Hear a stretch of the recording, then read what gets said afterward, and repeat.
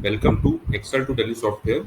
आज के वीडियो में आपको बताएंगे कि किस तरीके से आप सेल्स इनवॉइसेस स्टॉक आइटम्स के साथ में एक्सेल से टैली में ट्रांसफर कर सकते हैं।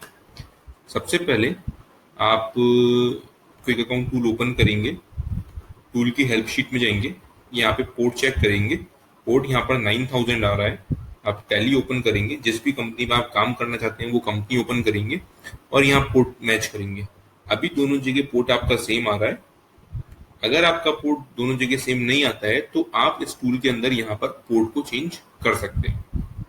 ऐसा करने के बाद में सबसे पहला काम है हमें इस टूल को और टैली को आपस में कनेक्ट करना है, जिसके लिए बटन दिया हुआ है कनेक्ट टैली। इस बटन पे क्लिक कर देंगे। अगर आपने पोर्ट मैच किया है तो आपकी टैली कनेक्ट हो जाएगी। अगर आपका पोर्ट मैच नहीं है तो टैली कनेक्ट नहीं होगी, इसलिए पोर्ट मैच करना हमेशा ध्यान रखें। जैसे ही टैली का डेटा इंपोर्ट हो जाता है, हम अपनी एक दूसरी एक्सेल शीट जिसके अंदर हमारा एक्चुअल डेटा पड़ा हुआ है जो हम टैली में ट्रांसफर करना चाहते हैं वो ओपन कर लेते हैं। इस शीट में आप देख रहे हैं invoice number, invoice date, party name, party state है।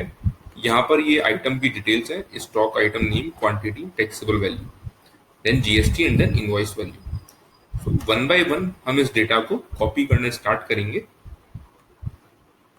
ये हमारी परचेज सेल्स की मेन शीट है। क्योंकि हमें इसमें विद इन्वेंट्री वर्क करना है, हम इसको इन्वेंट्री मोड में कन्वर्ट करेंगे। यहाँ रेंज सेल D1 के अंदर आप देख सकते हैं कि यहाँ पर विदाउट इन्वेंट्री मोड शो हो रहा है।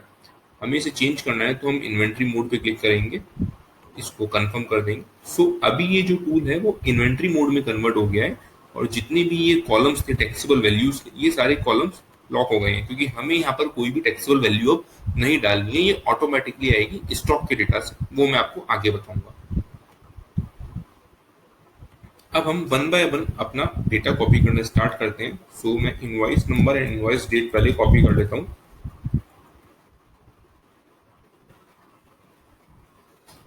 उसके बाद में हम कस्टमर नेम कॉपी कर लेंगे। कस्टमर नेम कॉपी करने के बाद में कस्टमर स्टेट कॉपी कर लेंगे, ये प्लेस ऑफ अकाउंट में आ जाएगा। उसके बाद में हमें इन्वेंट्री डिटेल्स कॉपी करनी है। इन्वेंट्री डिटेल्स के लिए हमने एक शीट अलग से दे रखी है, स्टॉक शीट।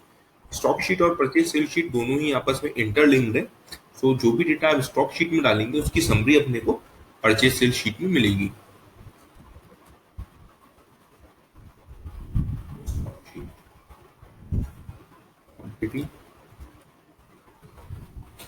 इनवॉइस नंबर एक कॉमन फील्ड है जो हमें दोनों ही शीट में कॉपी करना है, क्योंकि इनवॉइस नंबर के बेसिस पे ही डेटा दोनों शीट के अंदर आपस में लिंक होगा।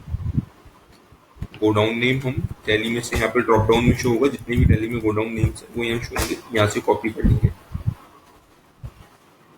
नेक्स्ट हमारा कॉलम है आइटम रेट का। तो हमारे पास फ्रेंड्स दो ऑप्शन है, या तो हम आइटम रेट पेस्ट कर दें, और हम आइटम रेट अगर पेस्ट नहीं करना चाहते तो हम असेसेबल वैल्यू भी पेस्ट कर सकते हैं। बट अभी आप देख रहे हैं यहाँ पे असेसेबल वैल्यू का जो कॉलम है वो लॉक है। पहले हमें इसे कॉलम को अनलॉक करना होगा। इसके लिए हम डिसेबल रेट पर क्लिक करेंगे। जैसे ही हम डिसेबल रेट पर क्लिक करते हैं, असेसेबल वैल्यू का कॉलम अनलॉक हो जाएगा और रेट का कॉलम लॉक हो जाएगा। अभी यहाँ पर हमारे पास असेसेबल वैल्यू है, इसको हम यहाँ से कॉपी कर लेंगे। आपने देखा कि जैसे ही मैंने असेसेबल वैल्यू को यहाँ पेस्ट करा, ये रेट यहाँ पर ऑटोमेटिकली आ चुकी है। मेरा नेक्स्ट स्टेप है कि मुझे यहाँ पे जीएसटी रेट्स कॉपी करनी है।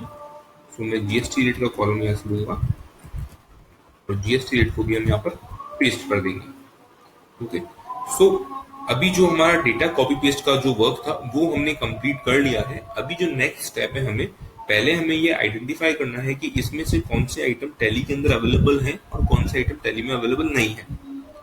देन हम एक बार टैली में जाते हैं और एक बार टैली में चेक करते हैं। तो टैली में भी आप देख सकते हैं कि यहाँ पर लिस्ट ऑफ स्टॉक आइटम में कोई भी आइटम नहीं आ रहा है। इसका मतलब कि टैली के अंदर अभी कोई भी आइटम बना हुआ नहीं है। एक चीज का आपको ध्यान रखना है, इस टूल से आप यूनिट्स क्रिएट नहीं कर सकते, तो यूनिट्स आपको मैनुअली क्रिएट करनी है। मैं ये हमारी नई टैली है, इसके अंदर एक यूनिट क्रिएट कर देता हूँ।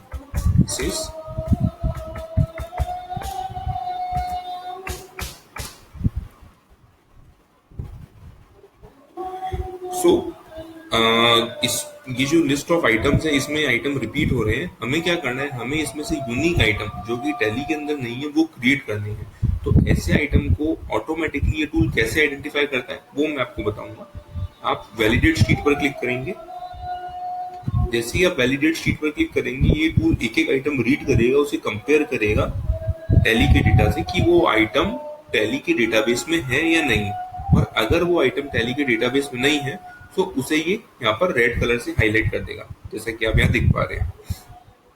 साथ ही साथ ये टूल उस आइटम को आइटम क्रिएशन की शीट में ट्रांसफर कर देगा। आप देख सकते हैं वहाँ पे 3 तरह के आइटम थे, तीनों ही आइटम इस शीट में ट्रांसफर हो चुके हैं।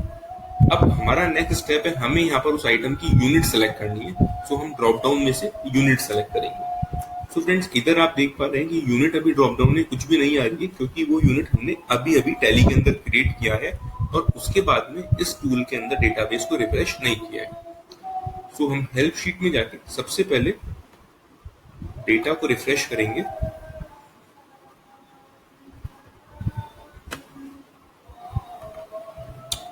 अब वापस से आइटम शीट में आएंगे। अभी आप देखेंगे यहाँ यूनिट मिल गई है आपको। यूनिट को यहाँ पर कॉपी पेस्ट करेंगे, एक्सपोर्ट टू टैली।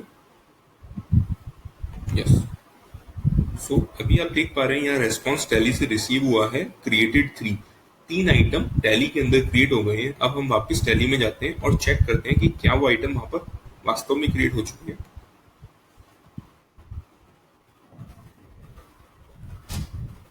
ये देखिए, जो 3 आइटम आपने क्रिएट किए थे वो तीनों आइटम ही यहाँ पर आ चुके हैं। और अगर आप इनको डिटेल में चेक करेंगे तो जीएसटी रेट जो आपने वहां डाली थी वो जीएसटी रेट भी यहाँ पे शो हो रही है।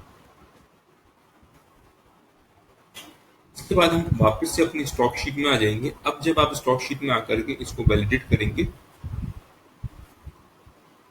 यहाँ पर आपको मैसेज आएगा वैलिडेशन सक्सेस, यानी ये जितने आइटम इस टूल में हमने डाले हैं वो टैली के अंदर अवेलेबल है और बाकी सारा डेटा भी ओके है। हम वापस से अपनी मेन परचेज सेल शीट में आ जाएंगे।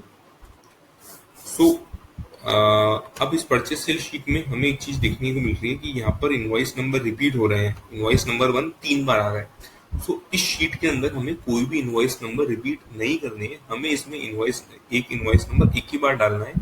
अगर उस इनवॉइस में मल्टीपल आइटम्स हैं तो वो मल्टीपल आइटम्स स्टॉक शीट में मल्टीपल टाइम्स आएंगे, लाइक वो इनवॉइस नंबर मल्टीपल टाइम्स आएगा।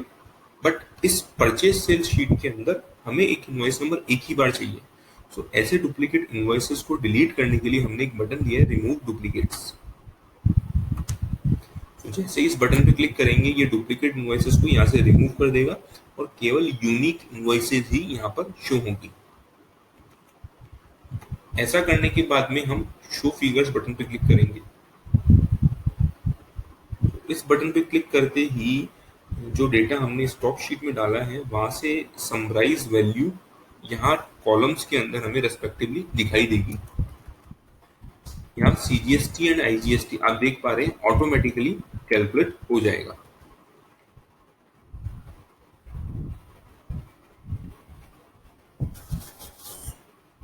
इतना होने के बाद हम यहाँ पर वाउचर टाइप सेलेक्ट करेंगे। हमारा वाउचर टाइप सेल्स है।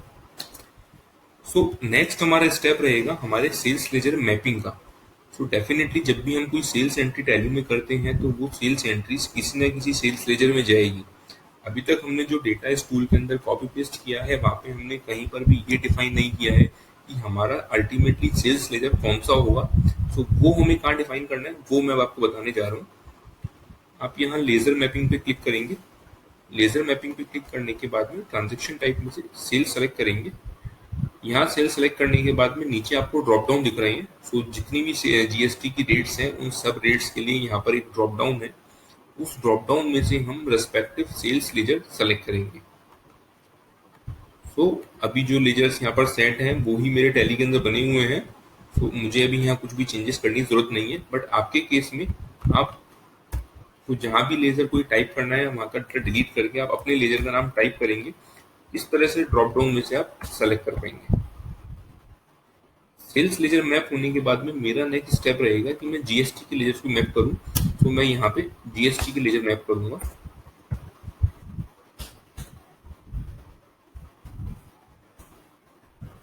ये मैपिंग आपको बहुत ही ध्यान से करनी है, क्योंकि अगर यहाँ पर आपने गलत लेजर मैप कर दिया है तो आपकी एंट्री गलत सेल्स लेजर में चली जाएगी।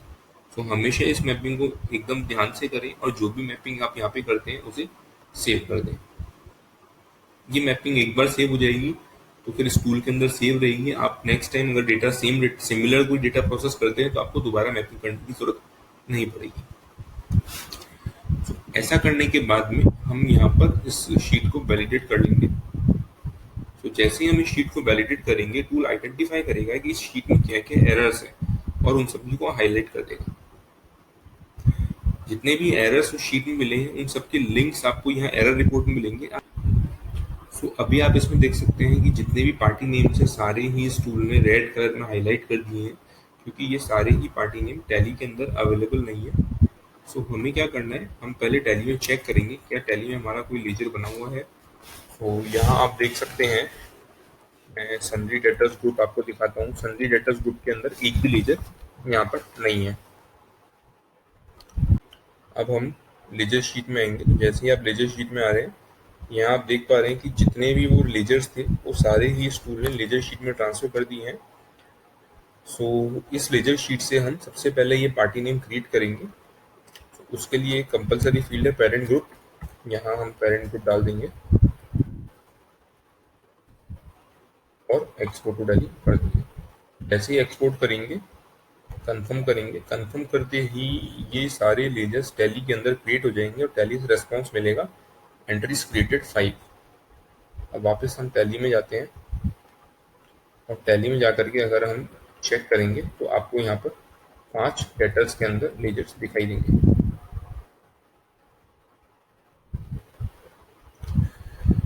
वापस हम अपनी परचेज सेल शीट में जाएंगे और एक बार फिर से वैलिडेट करेंगे तो मैसेज आएगा वैलिडेशन सक्सेस।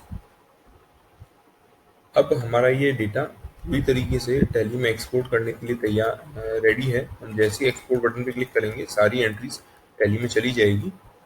बट एक्सपोर्ट करने से पहले मैं आपको दिखा देता हूँ कि इस टूल में आपको क्या एडिशनल कॉलम्स और एडिशनल फील्ड्स मिलती है। अगर आप नरेशन यूज करना चाहते हैं तो आप यहाँ नरेशन डाल सकते हैं। आप reference number and reference date separate अगर करना चाहते हैं तो आप इस बटन सेपरेट रेफरेंस नंबर पर क्लिक करेंगे। क्लिक करते ही ये सारी कॉलम्स अनलॉक हो जाएंगी और यहाँ पे आप अपना डेटा डाल सकते हैं। अगर आपका बायर नेम सेपरेट है तो आप सेपरेट बायर नेम बटन पर क्लिक करेंगे और नीचे डेटा डाल सकते हैं। सिमिलरली अगर आप सेपरेट कंसाइनी यूज करना चाहते हैं तो आप इस बटन पर क्लिक करके कंसाइनी डिटेल्स नीचे डाल सकते हैं। अगर आप आपके इस डेटा को राउंड ऑफ करना चाहते हैं ऑटोमेटिकली तो वो ऑप्शन इस टूल में अवेलेबल है। उस राउंड ऑफ के लिए हम इस राउंड ऑफ बटन पर क्लिक करेंगे। तो अभी ये डेटा एकदम रेडी है, हम इसे टैली में एक्सपोर्ट कर सकते हैं। हम एक्सपोर्ट टू टैली बटन पर क्लिक करेंगे। तो जैसे ही हम इस बटन पर क्लिक करते हैं ये सारी एंट्रीज ओके। ये अभी आपको टैली से एक एरर मिला है, ledger round off does not exist. हम टैली के अंदर जाएंगे और टैली के अंदर एक राउंड ऑफ के नाम से लेजर क्रिएट करेंगे।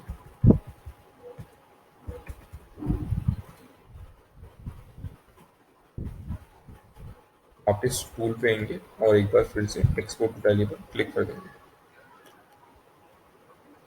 अभी आप देखेंगे ये 10 वाउचर्स आपके टैली के अंदर एक्सपोर्ट हो चुके हैं। टैली में जाएंगे और अपना डेटा चेक करेंगे। फ्रेंड्स आप देख सकते हैं कि एक इनवॉइस के अंदर मल्टीपल आइटम्स भी इस टूल के थ्रू इजीली आ गए हैं। जीएसटी प्रॉपर्ली कैलकुलेट हो चुका है और जो आपकी इनवॉइस है वो राउंड ऑफ भी ऑटोमेटिकली हो चुकी है। अगर आप जीएसटी रिपोर्ट देखेंगे तो जीएसटी रिपोर्ट में भी आपको कोई एरर नहीं मिलेगा। यहाँ हम जीएसटी रिपोर्ट में हैं और ये अप्रैल मंथ की जीएसटी रिपोर्ट है। इस रिपोर्ट में हम अपनी सारी एंट्रीज देख पा रहे हैं, यानी जीएसटी रिपोर्ट में भी कोई भी एरर नहीं मिल रहा है। तो इस तरीके से आप अपनी सारी सेल्स एंट्रीज स्टॉक आइटम के साथ टैली के अंदर इंपोर्ट कर सकते हैं। अगर आपको ये वीडियो अच्छा लगा तो हमारे चैनल को सब्सक्राइब करें, वीडियो को लाइक और शेयर जरूर करें।